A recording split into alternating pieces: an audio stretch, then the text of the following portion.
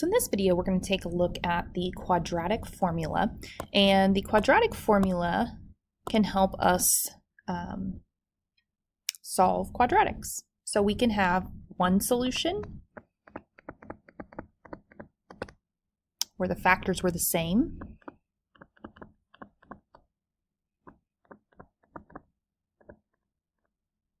we can have two solutions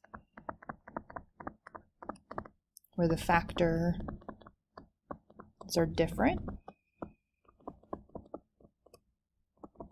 or we can have no solution where you can't factor.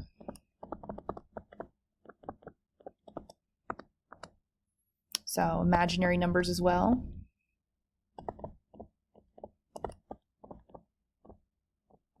Where you can't factor. So this discriminant is b squared minus 4ac. Okay, that's kind of our formula there. And so if it is that they are our solution after we do b squared minus 4ac, if that number is bigger than 0, then we have two real solutions. If it's equal to 0, then we have one. And then if it's less than 0, meaning a negative, then we don't have any solutions. It's that imaginary. So first thing we need to do is identify our A, B, and our C. A is 1 right here, B is negative 14, and C is 50. We need to make sure that it's in standard form and that it equals 0. Then we're going to do our B squared minus 4AC, and because we're finding the discriminant. So B squared minus 4 times A times C. So again, this is B, this is A, and this is C. And we're going to plug in negative 14 here. We're going to plug in a 1 here and a 50 here. And then we are going to square this. And we know that 14 squared is 196. And then 4 times 50 is 200. And if we take 196 minus 200, that's negative 4. So negative number, if we go back up here, if it is less than 0, then we are two distinct non-real complex solutions, meaning no real solutions. And that is our answer. So we're just using the discriminant to determine the number of solutions. So go ahead and try this next one if you would like. You are going to need to make sure you add that 22, get it back over here, and get it in standard form so you have an A, B, and a C.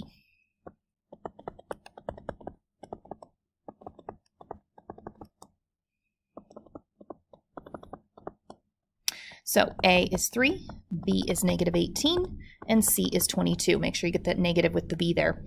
And then we're going to do B squared minus 4AC, and negative 18 squared, and then A is 3, and then 22 for C. So negative 18 squared is going to be 324. And then we'll take our 4 times 3 times 22, and we will subtract what we get when we multiply all three of these together, which is 264.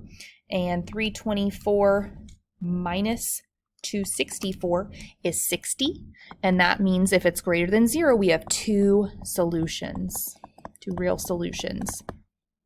So that discriminant is a part of our quadratic formula. So it's x equals the opposite of b plus or minus the square root of b squared minus 4ac all over 2a.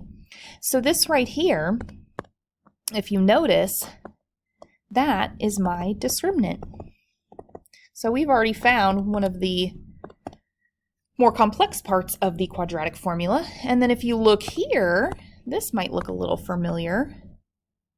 That was how we found that x coordinate of the vertex. So you've actually done kind of all these pieces before, and now we're going to kind of put them together. Okay, so we're going to use that discriminant, and that will help us determine how many solutions we're going to have, and then we're going to use that quadratic formula to actually find the solutions or the exact answers. So x equals negative b plus or minus the square root of b squared minus 4ac all over 2a. And we can see that a is negative 2, b is negative 2, and c is 4 because it's in standard form. So let's go ahead and start plugging some of these things in here. So negative and then negative 2 plus or minus the square root negative 2 squared minus 4 times negative 2 times 4 all over 2 times negative 2. And so now let's go ahead and simplify this discriminant. So that's going to give me 4, and then that's going to give me 8 times 4 is 32. So we're going to take 4 plus 32 because that ends up being positive, and that gives me 36. So I have a positive number. The discriminant is 36, just the number underneath there. And so that means that we have 2 real solutions.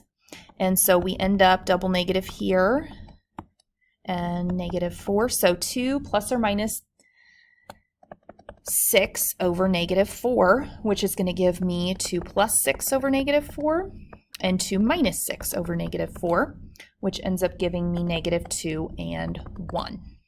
So negative 2 and 1.